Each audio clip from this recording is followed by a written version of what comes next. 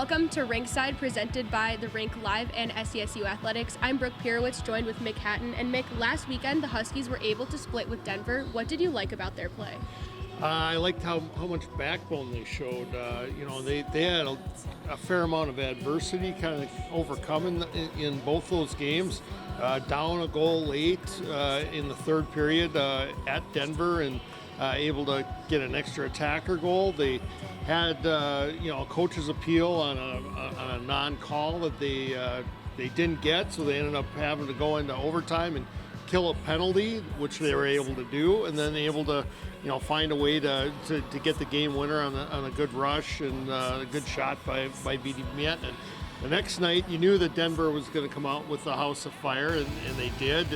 And St. Cloud State didn't really come out ready for that, and get down 2-0, 2.5 minutes in, and I thought, oh my goodness, this is going to be a 6-8-0 kind of game, because that's the way things go at Denver sometimes. But they got themselves back into it, so that showed a lot of backbone and a lot of perseverance on their part, that they kind of found themselves again. And the Huskies are leading the NCHC in goals against average with 1.79. How are the Broncos going to be able to find the back of the net?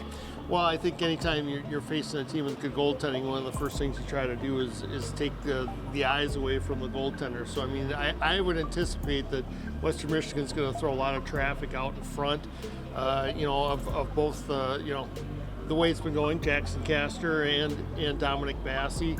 They're a very well-coached team, and they've got a lot of firepower. So, this could be a good test for St. Cloud State, not only for their goaltending, but also for their defense. And on the other end, Western is leading the NCHC in goals scored per game. How are the Huskies going to make sure they stay out of the back of the net?